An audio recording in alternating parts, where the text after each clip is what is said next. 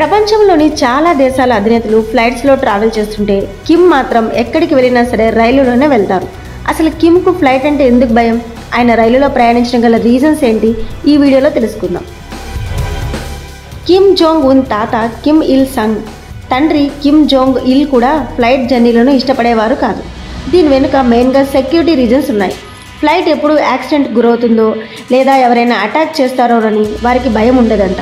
అందుకే వారు రైలు ప్రయాణాలనే ఎక్కువగా ఎంచుకున్నారు. ఇదే అలవాటును కిమ్ జోంగ్ ఉన్ కూడా కంటిన్యూ చేస్తున్నాడు.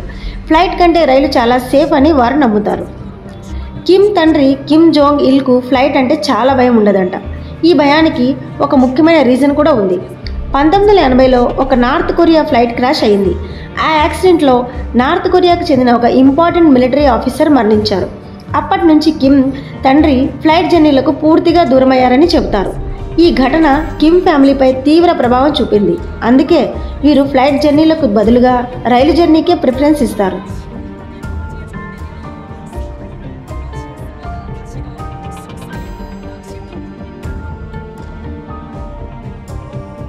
ఇక కిమ్ ప్రయాణించే రైలు మామూలు ట్రైన్ కాదు, అది ఒక కదిలే కోట లాంటిది.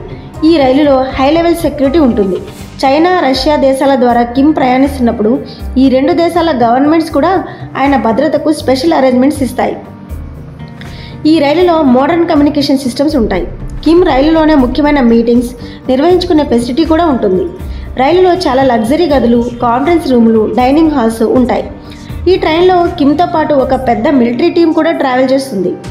రైలు ప్రయాణం కిమ్కు ఒక ట్రెడిషన్గా, ఆయన ఫ్యామిలీకి సంబంధించిన ఒక ప్రత్యేక ఐడెంటిటీగా మారింది. ఫ్లైట్ జర్నీలతో పోలిస్తే ఇది స్లోగా ఉన్నప్పటికీ కిమ్ సెక్యూరిటీకి, కాన్ఫిడెన్స్కు ఇది ఒక సింబల్గా మారింది. ప్రపంచ నాయకులు ఫ్లైట్స్లో ప్రపంచాన్ని చుట్టేస్తుంటే కిమ్ మాత్రం రైలులో స్లోగా కానీ చాలా పకడ్బందీగా తన జర్నీని కంటిన్యూ చేస్తున్నాడు. మరి ఈ విషయంపై మీ ఒపీనియన్ ఏంటి? కిమ్ రైలు ప్రయాణం కరెక్టేనా? కింద కామెంట్స్లో మీ ఒపీనియన్ తెలియజేయండి.